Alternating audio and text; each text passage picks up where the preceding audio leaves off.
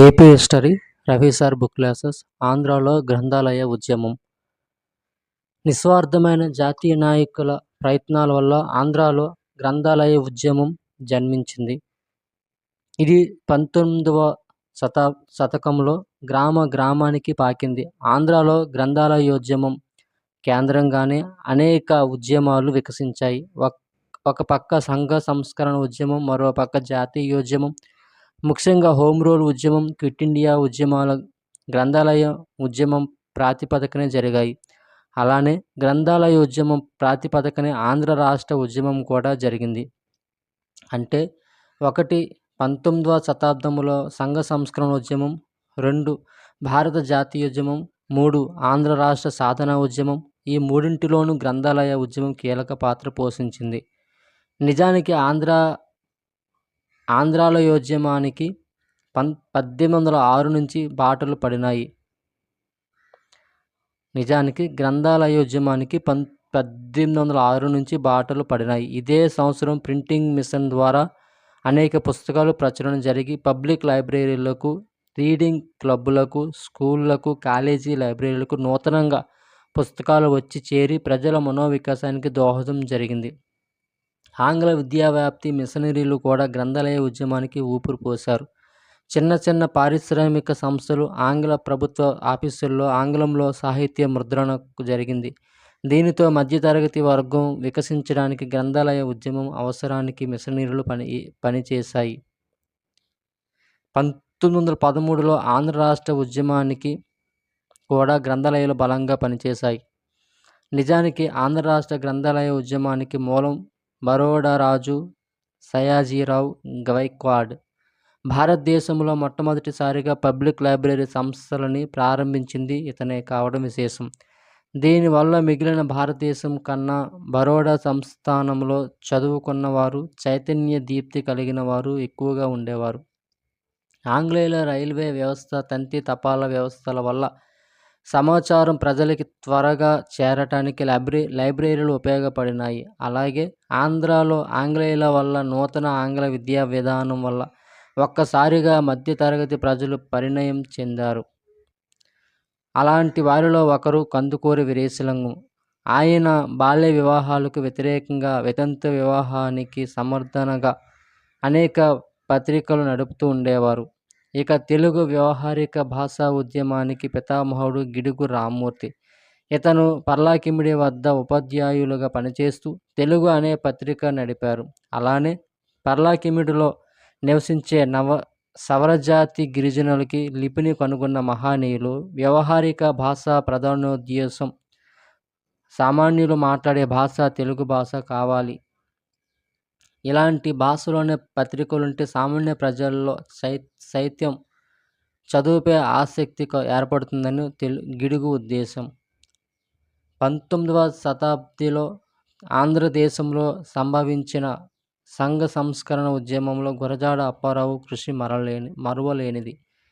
వీరు కేవలం తన రచనల ద్వారా సంఘ సంస్కరణకే కాదు, దేశభక్తిని రంగరించారు.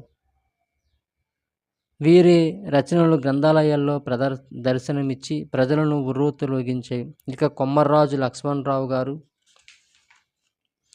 లైబ్రరీల ద్వారా ప్రజలకి సైన్స్ గురించి తెలియపరిచారు. ఇక ఆంధ్రపత్రిక సంపాదకులు కాశీనాథుని నాగేశ్వరరావు గారు తన పత్రికను దాదాపుగా ఆంధ్రదేశంలోని లైబ్రరీలో ఉంచేవారు.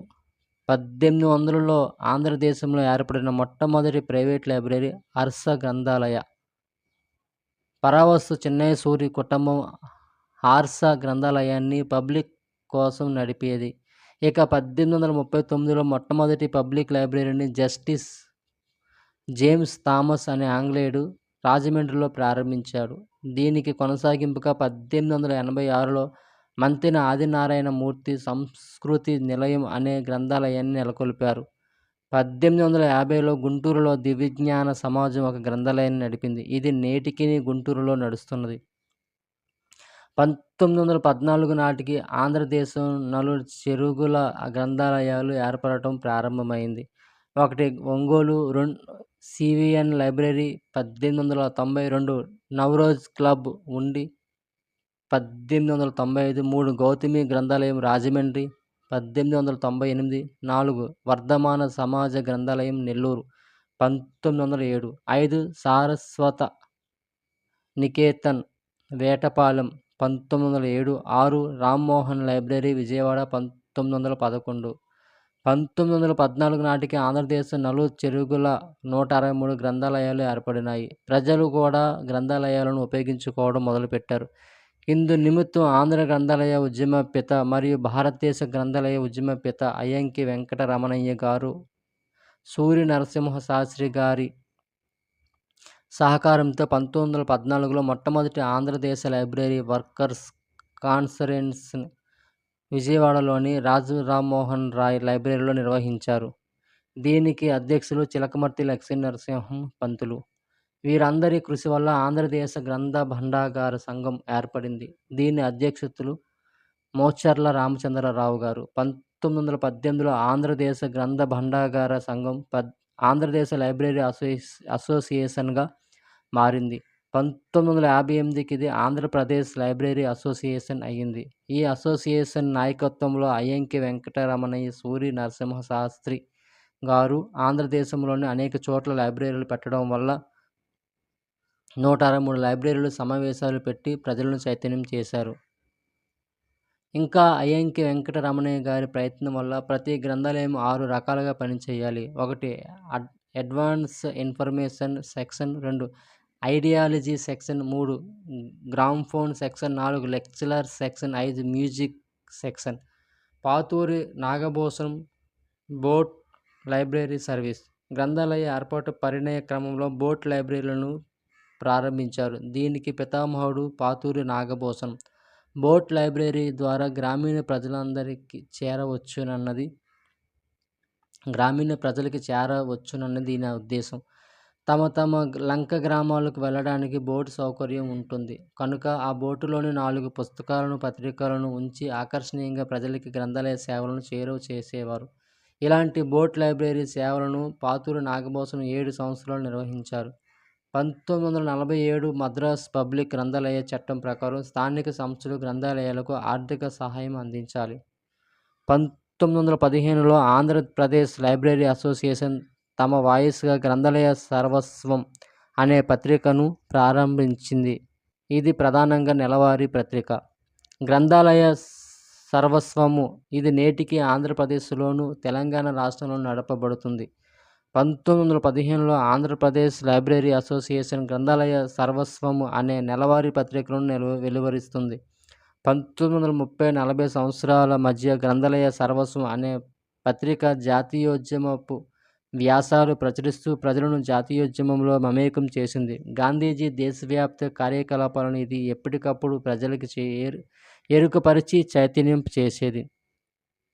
వయోజన విద్య ఆవశ్యకత గురించి గ్రంథాలయ ఉద్యమం ప్రసంగాలు, రీడింగ్, టీచింగ్ మెటీరియల్స్ని సైతం అప్పట్లో సరఫరాలు చేసింది. ఈ క్రింది రీడింగ్ మెటీరియల్స్ని ఆంధ్రదేశ లైబ్రరీ అసోసియేషన్ సరఫరా చేసింది. 1. Adult education part 1 1940 Gadicherla Harisarvottama Rao. 2. Teaching methods of adult education 1947 Gadicherla Ayyanki Venkataramanaiah. అనేక సాంఘిక ఆర్థిక సమస్యలకు కారణం నిరక్షరాస్యత అనేది అయ్యంకి వారి వాదన. అందుకే గ్రంథాలయాలు నిరక్షరాస్యతను పోగొట్టి ప్రజల్లో చైతన్యం కలిగిస్తాయని అయ్యంకి అన్నారు. 1911లో విజయవాడలోని రామ్మోహన్ లైబ్రరీకి సెక్రటరీగా పనిచేశారు. 1914-1939 వరకు ఆంధ్రదేశ లైబ్రరీ అసోసియేషన్కు సెక్రటరీగా పనిచేశారు. తన జీవితంలో 25 గ్రంథాలయ సమావేశాలు నిర్వహించి 1919లో మద్రాసులో జరిగిన ఆల్ ఇండియా లైబ్రరీ కాన్ఫరెన్స్లో మార్గదర్శనం చేశారు. 1923లో ఆల్ ఇండియా లైబ్రరీ కాన్ఫరెన్స్కు జనరల్ సెక్రటరీగా పనిచేశారు. నిజానికి గ్రామాలలో నేటికి శాఖా గ్రంథాలయాలు కొనసాగుతున్నాయంటే అది అయ్యంకి వెంకటరమణయ్య గారి కృషికి నిదర్శనం. 1924-1936 సంవత్సరాల మధ్య ఇండియన్ లైబ్రరీ జర్నల్కి ఎడిటర్గా పనిచేశారు అయ్యంకి. అయ్యంకి వెంకటరమణయ్య స్థాపించిన వికాస సమాజం పేరు సరస్వతి సామ్రాజ్యం. దీనిని విజయవాడలో స్థాపించారు. దేశంలో వస్తున్న మార్పులపై యువతకు అవగాహన కల్పించడానికిగా కల్పించడానికి అయ్యంకి దీనిని స్థాపించారు. ఈ సరస్వతి సామ్రాజ్యానికి పునాది వేశారు. అప్పట్లో ఉపరాష్ట్రపతిగా పనిచేసిన వివి గిరి అయ్యంకి వెంకటరమణయ్య గారు చేసిన గ్రంథాలయ సేవలకు గాను వారికి 1972లో పద్మశ్రీ అందించారు. పాతూరి నాగభూషణం గుంటూరు జిల్లాకి చెందిన పాతూరి నాగభూషణం తొలుత ఎలిమెంటరీ స్కూల్ టీచర్, అనంతరం గుంటూరు జిల్లా పెదపాలెంలో ఒక పబ్లిక్ లైబ్రరీ, ఒక నైట్ స్కూల్ని ఏర్పాటు చేశారు. అనంతరం పాతూరి లైబ్రరీమెన్గా శిక్షణ పొందారు. అనంతరం గ్రంథాలయోద్యమంలో అంచెలంచెలుగా ఎదిగి గుంటూరు జిల్లా లైబ్రరీ అసోసియేషన్కు సెక్రటరీగా పనిచేశారు. అలాగే ఆంధ్రదేశ లైబ్రరీ అసోసియేషన్కు కూడా సెక్రటరీగా పనిచేశారు. 1966 నుంచి లైబ్రరీ సైన్స్లో సర్టిఫికేట్ కోర్సుకు ఆర్జీలు పాతూరి వారే. గ్రంథాలయ సర్వస్వం పత్రికకు చాలా సంవత్సరాలు పాతూరి నాగభూషణం గారు ఎడిటర్గా కూడా పనిచేశారు. 1975లో ఆంధ్ర విశ్వవిద్యాలయం పాతూరి వారికి కళా ప్రపూర్ణ బిరుదు ఇచ్చింది. భారతీయ ప్రభుత్వం తామ్ర ప్రశంస పత్రం ఇచ్చింది. అలానే మొదటి ప్రపంచ తెలుగు మహాసభ పాతూరికి కళాపీఠం బిరుదునిచ్చి గౌరవించింది. గాడిచర్ల హరి సర్వోత్తమరావు సుమారుగా 2 దశాబ్దాల పాటు ఆంధ్ర గ్రంథాలయాల ఉద్యమానికి సేవలు అందించారు. గాడిచర్ల 1934లో ఆంధ్ర లైబ్రరీ అసోసియేషన్కు అధ్యక్షులుగా పనిచేశారు. సురవరం ప్రతాపరెడ్డి గారితో కలిసి సూర్యాపేట, ఇల్లెందు, జనగాం, ఖమ్మంలో గ్రంథాలయ సమావేశాలు పెట్టి ప్రజల్లో చైతన్యం కలిగించారు. గ్రంథాలయోద్యమం సమకాలీనంగా ఇటు ఆంధ్రలోను అటు తెలంగాణలోనూ నడిచింది. కొమర్రాజు వెంకట లక్ష్మణరావు వీరు మే 18, 1877, జూలై 12, 1923 తెలుగులో మొట్టమొదటి విజ్ఞాన సర్వస్వ నిర్మాత మరియు విజ్ఞాన చంద్రికా మండలి స్థాపకుడు. తెలుగువారికి చరిత్ర పరిశోధనలను పరిచయం చేసి ఉన్నత ప్రమాణాలతో చరిత్ర విజ్ఞాన రచనలను తెలుగులో అందించడానికి శ్రీకారం చుట్టిన ఉత్తమ విజ్ఞానవేత్త. కేవలం 46 సంవత్సరాల ప్రాయంలో మరణించిన తన కొద్దిపాటి జీవితకాలంలో ఒక సంస్థకు సరిపడా పనిని సాకారం చేసిన సాహితీ కృషివలుడు. అంతేకాదు ఎందరో సాహితీమూర్తులకు ఆయన సహచరుడు, ప్రోత్సాహకుడు, స్ఫూర్తి ప్రదాత. అజ్ఞాన అంధకారంలో నిద్రాణమైన తెలుగు జాతిని మేలుకొల్పిన మహాపురుషులలో కొమర్రాజు వెంకట లక్ష్మణరావు ఒకరు. జీవితం 1877 మే 18న కృష్ణా జిల్లా పెనుగంచిప్రోలులో లక్ష్మణరావు జన్మించారు. ప్రముఖ రచయిత్రి బండారు అచ్చమాంబ ఆయనకు అక్క. లక్ష్మణరావు తండ్రి తన 3వ ఏటనే మరణించారు. సవతి అన్న శంకరరావు పోషణలో లక్ష్మణరావు తన ప్రాథమిక విద్యను భువనగిరిలో పూర్తి చేశాడు. లక్ష్మణరావు మేనమామ బండారు మాధవరావు నాగపూర్ అప్పటి మధ్యప్రదేశ్లో భాగం, ప్రస్తుత మహారాష్ట్రలో ప్రభుత్వ ఉద్యోగి. ఆయన 2వ భార్య అచ్చమాంబ. అందువలన లక్ష్మణరావు తన తల్లితో సహా నాగపూర్లో మేనమామ బావ వద్ద చేరాడు.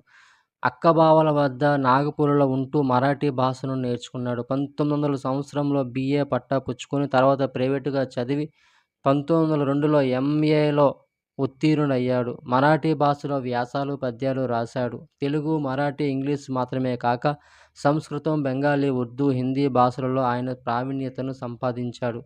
మహారాష్ట్రలో విద్యాభ్యాసమైన తర్వాత ఆయనకు మునగాల రాజానాయని వెంకటరంగారావు సంస్థానంలో ఉద్యోగం లభించింది. రాజా అభ్యుదయ భావాలు కలిగినవాడు, తెలుగు భాషాభిమాని. లక్ష్మణరావు ఉద్యోగం చేస్తూనే తన సాహితీ వ్యాసంగాన్ని కొనసాగించేలా తగిన విశ్రాంతిని, ఆర్థిక సహాయాన్ని అందజేశాడు. ఆయన సఖ్యత వల్ల కొమర్రాజుకి తెలుగు భాషాభివృద్ధికి మంచి ప్రోత్సాహం లభించింది. 1901లో శ్రీకృష్ణదేవరాయ ఆంధ్ర భాషా నిలయం, 1906లో విజ్ఞాన చంద్రికా మండలి స్థాపించడంలో కొమర్రాజు లక్ష్మణరావు ప్రముఖ పాత్ర వహించాడు.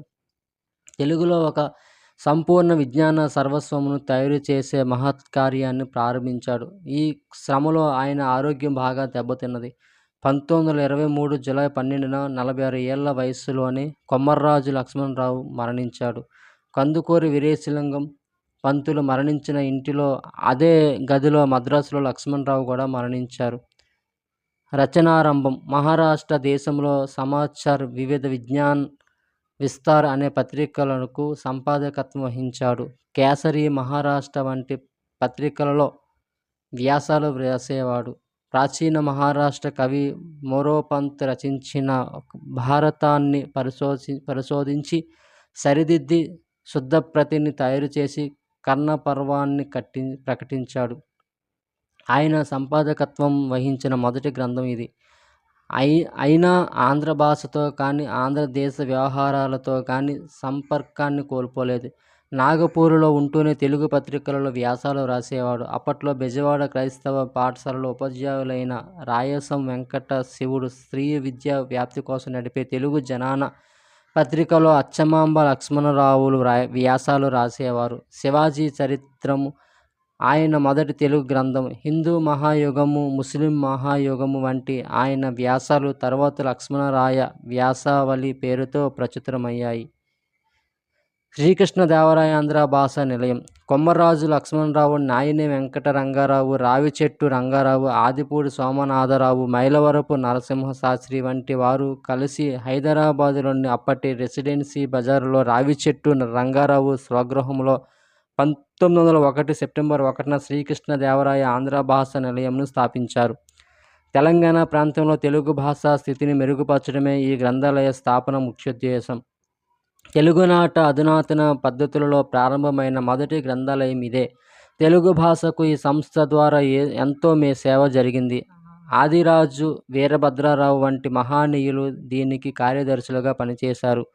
విజ్ఞాన చంద్రిక గ్రంథ మండలి. ప్రధాన వ్యాసము విజ్ఞాన చంద్రికా మండలి. సమాజం ముందడుగు వేయాలంటే విజ్ఞానంలో అభివృద్ధి అత్యవసరమని గుర్తించి లక్ష్మణరావు, నాయిని వెంకట రంగారావు, గాడిచర్ల హరి సర్వోత్తమరావు, అయ్యదేవర కాళేశ్వరరావు, రావిచెట్టు రంగారావు వంటి వారు 1906లో హైదరాబాదులో విజ్ఞాన చంద్రిక గ్రంథ మండలి స్థాపించారు. అప్పటి వరకు తెలుగులో రచనలు సాహిత్యానికే అధికంగా పరిమితమై ఉండేవి. అందరికీ ఆధునిక విజ్ఞానాన్ని అందించడానికి తెలుగులో విజ్ఞాన శాస్త్రము, చరిత్ర వంటి విషయాలలో పుస్తకాలు ప్రచురించుట వారి లక్ష్యము. ఈ మండలి ప్రధాన ఉద్దేశము ఇలా చెప్పబడింది. స్వరాజ్యం కొరకు ఆంధ్రదేశంలోను యావత్ భారతదేశంలోనూ కూడా గాఢ వాంఛ ప్రబలి ఉన్నది. కులమత భేదాలు లేక యుక్త వయస్సు వచ్చిన ప్రతి పురుషునికి, స్త్రీకి ఓటు కలిగిన స్వరాజ్యమే మన గమ్యస్థానం.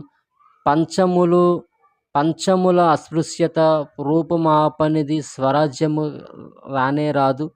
ఆంధ్ర ప్రజలకు నవీన ప్రపంచంలో అత్యంతముగా వృద్ధి అయిన ప్రకృతి శాస్త్ర, చారిత్రక, రాజకీయ, ఆర్థిక విజ్ఞానములనిచ్చుట ఆవశ్యకము. విజ్ఞాన చంద్రిక గ్రంథ మండలి తెలుగుదేశానికి చెందిన మొదటి పుస్తకం. గాడిచర్ల హరి సర్వోత్తమరావు రచించిన అబ్రహాం లింకన్. దీని ప్రచురణకు ప్రూఫ్లు దిద్దడం నుండి తొలి పలుకులు వ్రాయడం వరకు చాలా భారాన్ని లక్ష్మణరావు నిర్వహించాడు. మండలి ప్రచురించిన ముఖ్య గ్రంథాల్లో కొన్ని ఈ పట్టికలో చూడవచ్చు. ప్రచురణ కాలం, గ్రంథం పేరు, రచయిత, చరిత్రలు. 1907 అబ్రహాం లింకన్ చరిత్ర, గాడిచర్ల హరి సర్వోత్తమరావు. 1907 హిందూ మహాయుగం, క్రీస్తకం 1000 వరకు, కొమ్మర్రాజు లక్ష్మణరావు. 1908 మహమ్మదీయ మహాయుగం, క్రీస్తకం 1000 నుండి 1560 వరకు, కొమ్మర్రాజు వెంకట లక్ష్మణరావు.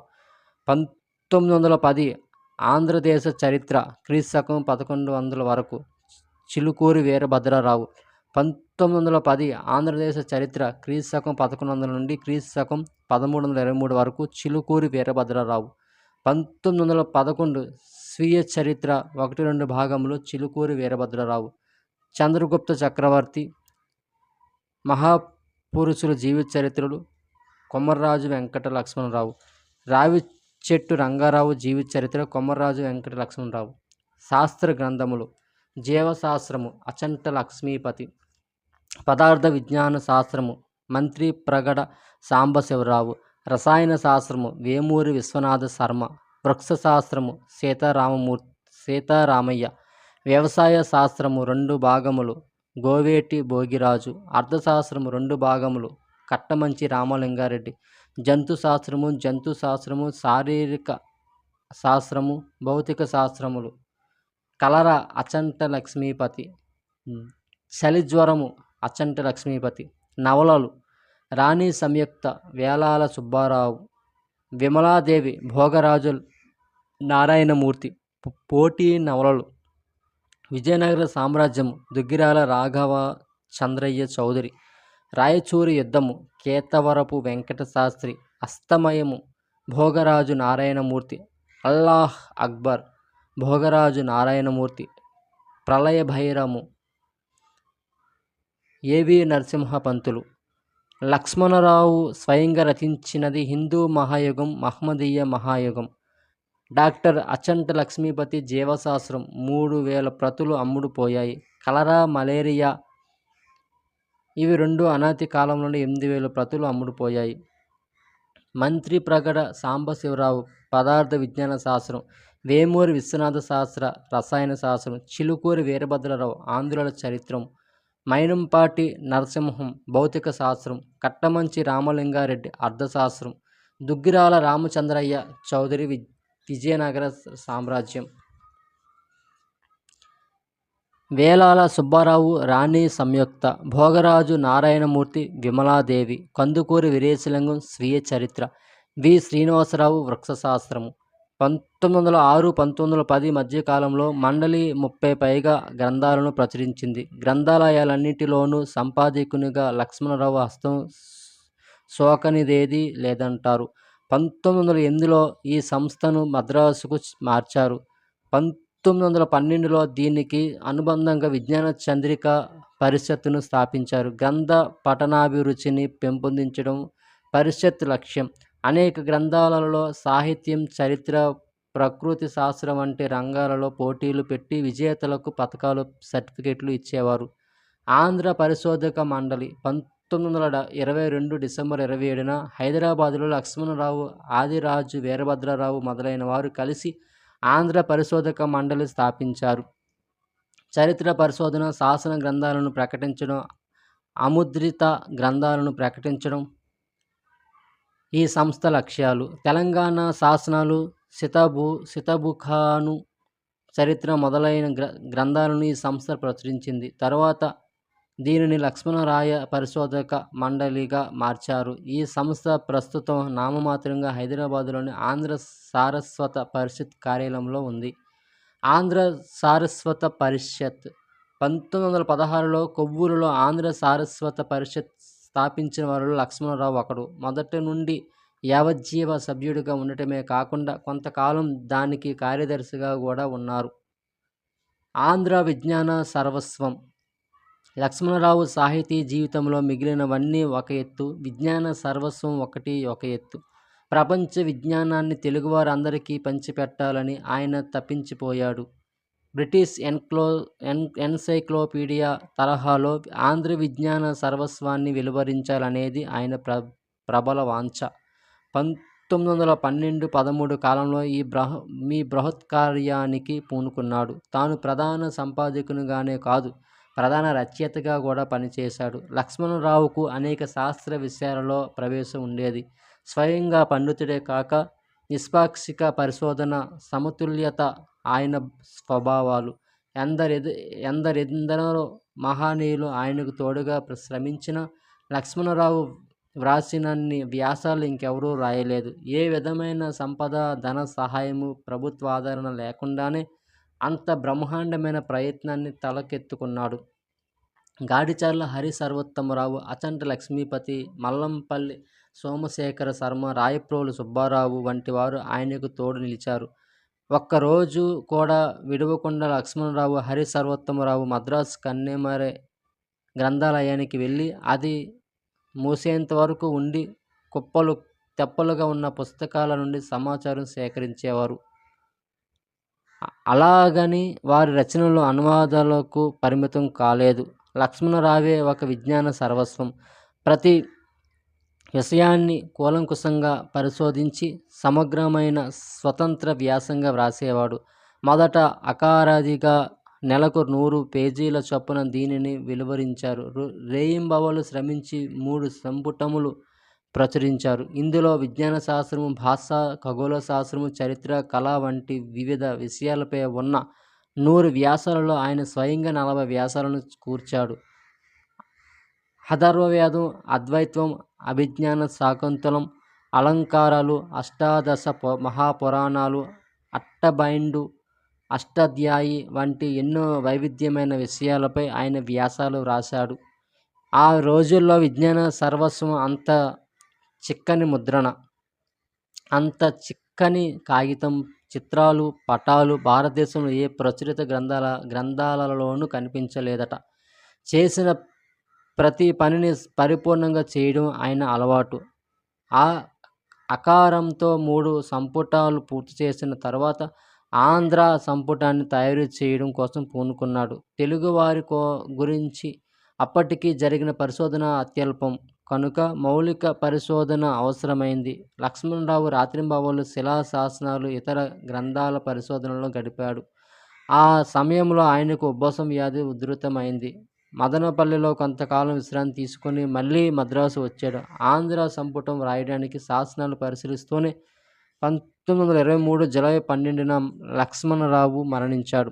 అలా ఆంధ్ర విజ్ఞాన సర్వస్వం అకారం 3 సంపుటాలతో ఆగిపోయింది. తర్వాత కాశీనాథుని నాగేశ్వరరావు మరింత మంది పండితుల సహకారంతో తిరిగి అకార పరంపరనే 2 ముచ్చటైన సంపుటాలలో ప్రచురించాడు. తర్వాత డాక్టర్ బెజవాడ గోపాలరెడ్డి అధ్యక్షతన ఏర్పడిన తెలుగు భాషా సమితి ఆ కార్యక్రమాన్ని కొనసాగించి అకారాదిని క్రమంలో కాక విషయానుక్రమంగా 14 సంపుటాలు ప్రచురించింది. ఈ సంస్థ 1986లో పొట్టి శ్రీరాములు తెలుగు విశ్వవిద్యాలయంలో విలీనమైంది. ఆ తరువాత ఉర్లాం జమీందారు 5 సంపుటాలలో ఆంధ్ర విజ్ఞానం అని 1938, 1941 కాలంలో ప్రచురించాడు.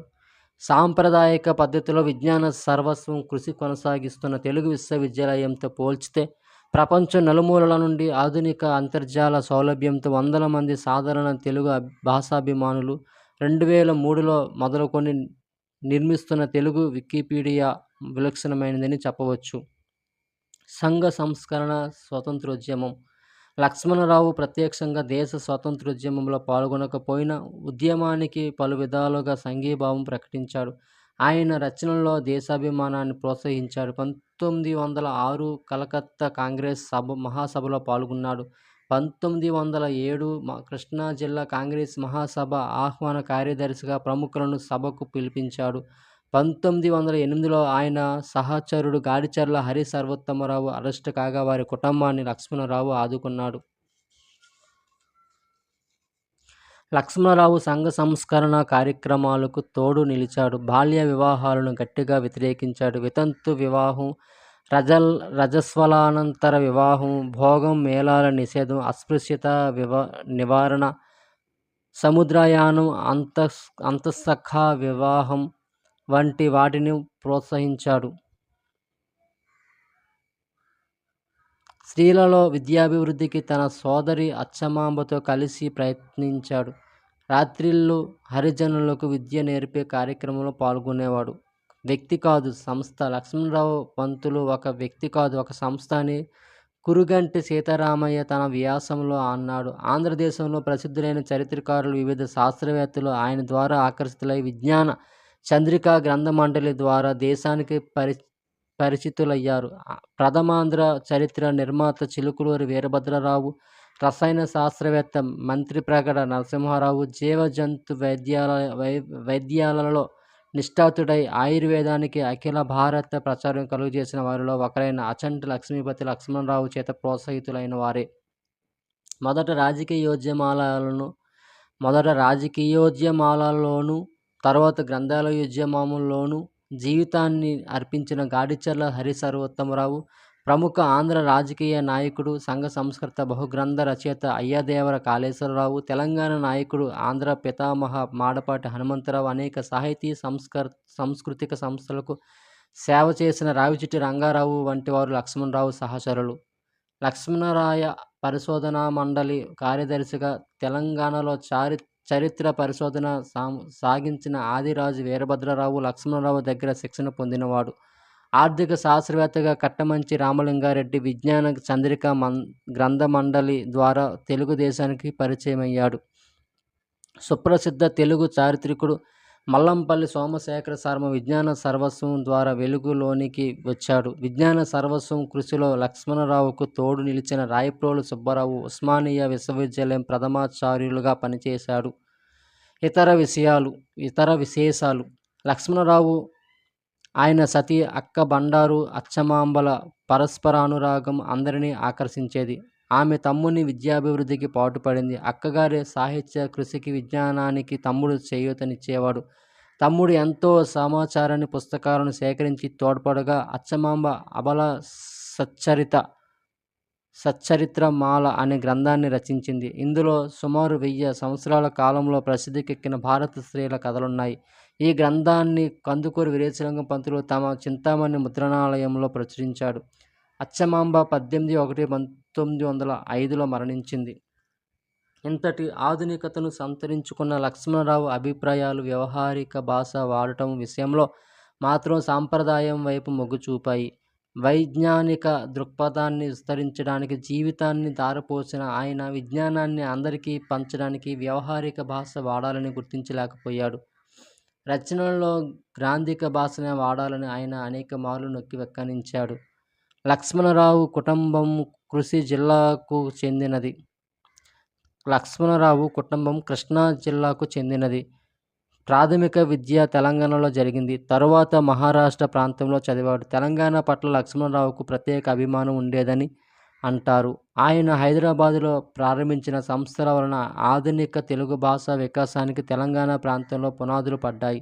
పోతన నివాస స్థలం అయిన ఏకశిలానగరం కడప జిల్లాలోని ఒంటిమిట్ట కాదని వరంగల్లు అని సహేతుకంగా నిరూపించాడు. త్రిలింగాలలో ద్రాక్షారామం శ్రీశైలంతో బాటు మూడవది శ్రీకాళహస్తి కాదని మందని దగ్గర ఉన్న కాళేశ్వరం అని మొదటిసారి చెప్పినది ఈయనే. ఒక సందర్భంలో ఈయన ఇలా అన్నాడు: ఆంధ్రదేశంను గురించి, ఆంధ్ర రాజులను గురించి, ఆంధ్ర వాజ్మయమును గురించి ఎక్కువగా పరిశోధనలు చేసి క్రొత్త వింతలను కనుగొనదలిచిన వారికి హైదరాబాదు రాజ్యమందలి తెలుగు భాగం ఒక బంగారపు గని. మహారాష్ట్ర ఆచార్య వ్యవహారాలు లక్ష్మణరావుకు బాగా అలవాటయ్యాయి. ఆయన తలగుడ్డ, పొడుగు కోటు, ఉత్తరీయం వేసుకునే విధానం అలాగే ఉండేవి. తన కుమారునకు వినాయకరావు అని పేరు పెట్టాడు. ఆయన మొదటి గ్రంథం శివాజీ మహారాజు చరిత్ర. ఒకసారి ఆయన ఈ మరాఠీ వారెప్పుడునూ ఇట్టి పట్టుదలయు దేశాభిమానమును గలవారు అని వ్రాశాడు.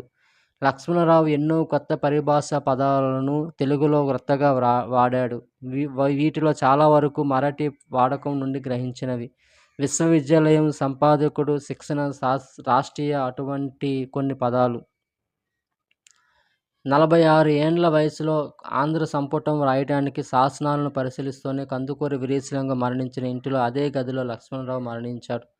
భారత భాషలలో విజ్ఞాన సర్వస్వం ఆరంభమైంది తెలుగులోనే. తర్వాత 1915లో మరాఠీలో విజ్ఞాన సర్వస్వం ఆరంభమై 21 సంపుటాలలో 1927 నాటికి పూర్తి అయ్యింది. బెంగాలీలో విశ్వకోశం అనే పేరిట విజ్ఞాన సర్వస్వం తర్వాత ప్రచురితమైంది. మిగతా అనేక భాషలలో ఆ ప్రయత్నం అలా కొనసాగడానికి మునుముందే తెలుగులో ఆ బృహత్కార్యాన్ని లక్ష్మణరావు ప్రారంభించాడు.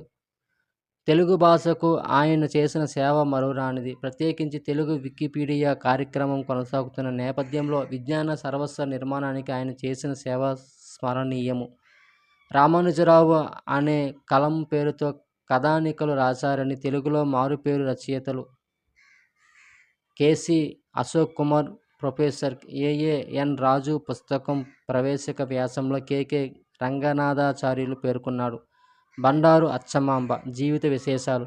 అచ్చమాంబ గురజాడ అప్పారావు కన్నా 10 ఏళ్ల ముందే 1902 నవంబర్ నెలలో రాసిన కథ ధనత్రయోదశిని హిందూ సుందరి పత్రికలో ప్రచురించారు. ప్రథమ స్త్రీవాద చరిత్రకారిణి. అయితే ఈ కథ గ్రాంధిక భాషలో ఉంది. అచ్చమాంబ 1874వ సంవత్సరంలో కృష్ణా జిల్లా నందిగామ దగ్గర పెనుగంచిప్రోలులో పుట్టింది. ఈమెకు 6 ఏళ్ల వయసప్పుడే తండ్రి చనిపోయాడు. 10వ ఏటనే ఈమెకు పెళ్లయింది. పెళ్లయ్యే నాటికి అచ్చమాంబ ఏమీ చదువుకోలేదు. ఆమె తల్లి, తమ్ముడు కూడా ఆమెతో పాటే ఉండేవారు. ఆమె తమ్ముడికి చదువు చెప్పించారు. కానీ ఈమెను ఎవరూ ప్రోత్సహించలేదు. ఎంఏ చదివిన తమ్ముడితో పాటు కూర్చుని తానే చదువుకుంటూ తెలుగు, హిందీ నేర్చుకున్నది. ఆమెకు ఇంగ్లీష్, గుజరాతీ భాషలలో కూడా ప్రవేశం ఉంది. 1902లో ఓరుగంటి సుందరి రత్నమాంబతో కలిసి మచిలీపట్నంలో మొదటి మహిళా సమాజం బృందావన స్త్రీల సమాజంను స్థాపించింది. రాష్ట్ర వ్యాప్తంగా పర్యటించి ఎన్నో స్త్రీల సంఘాలు ఏర్పరిచింది. చిన్న వయసులో కుమారుడు, కుమార్తె మరణించడం ఆమెకు తీవ్రమైన దుఃఖాన్ని కలిగించింది. అనాథ పిల్లల్ని చేరదీసి చదువు చెప్పించేది. ఆమె ఇంట్లో ఎప్పుడూ 5-6 పిల్లలుండి చదువుకుంటూ ఉండేవారు. 1905 జనవరి 18న తేదీన 30 ఏళ్లకే మరణించింది. వివిధ భాషలలో స్త్రీ సాహిత్యం వ్రాసిన రచయితల గురించి బండారు అచ్చమాంబ రచనల ద్వారా మనకు తెలుస్తుంది. కుమ్మర్రాజు వెంకట లక్ష్మణరావు, ఆయన అక్క బండారు అచ్చమాంబల పరస్పరానురాగం అందరినీ ఆకర్షించేది. ఆమె తమ్ముని విద్యాభివృద్ధికి పాటుపడింది. అక్కగారి సాహిత్య కృషికి, విజ్ఞానానికి తమ్ముడు చేయూతనిచ్చేవాడు. తమ్ముడు ఎంతో సమాచారాన్ని, పుస్తకాలను సేకరించి తోడ్పడగా అచ్చమాంబ అబల సచ్చరిత్రమాల అనే గ్రంథాన్ని రచించింది. ఇందులో సుమారు 1000 సంవత్సరాల కాలంలో ప్రసిద్ధికెక్కిన భారత స్త్రీల కథలున్నాయి. ఈ గ్రంథాన్ని కందుకూరి వీరేశలింగం పంతులు తమ చింతామణి ముద్రణాలయంలో ప్రచురించాడు. విశేషాలు: బండారు అచ్చమాంబ తొలి తెలుగు కథా రచయిత్రి. ఈమె ఆంధ్ర విజ్ఞాన సర్వస్వం కూర్చిన కొమర్రాజు వెంకటరావుకు అక్క. అచ్చమాంబ గురజాడ అప్పారావు కన్నా 10 ఏళ్ల ముందే 1902 నవంబర్ నెలలో రాసిన కథ ధనత్రయోదశిని హిందూ సుందరి పత్రికలో ప్రచురించారు. ప్రథమ స్త్రీవాద చరిత్రకారిణి. అయితే ఈ కథ గ్రాంధిక భాషలో ఉంది. మహిళాభ్యుదయానికి తొలి విదూషిమణి. అచ్చమాంబ 1874వ సంవత్సరంలో కృష్ణా జిల్లా నందిగామ దగ్గర పెనుగంచిప్రోలులో కొమర్రాజు వెంకటప్పయ్య, గంగమ్మ దంపతులకు పుట్టింది. 1902లో ఓరుగంటి సుందరి రత్నమాంబతో కలిసి మచిలీపట్నంలో మొదటి మహిళా సమాజం బృందావన స్త్రీల సమాజంను స్థాపించింది. 1905 జనవరి 18వ తేదీన మధ్యప్రదేశ్ బిలాస్పూర్లో 30 ఏళ్లకే మరణించింది. తమ్ముడు ఎంతో సమాచారాన్ని, పుస్తకాలను సేకరించి తోడ్పడగా అచ్చమాంబ అబల సచ్చరిత్ర రత్నమాల అనే గ్రంథాన్ని రచించింది. ఇందులో సుమారు 1000 సంవత్సరాల కాలంలో ప్రసిద్ధికెక్కిన భారత స్త్రీల కథలున్నాయి. ఈ గ్రంథాన్ని కందుకూరి వీరేశలింగం పంతులు తమ చింతామణి ముద్రణాలయంలో ప్రచురించాడు.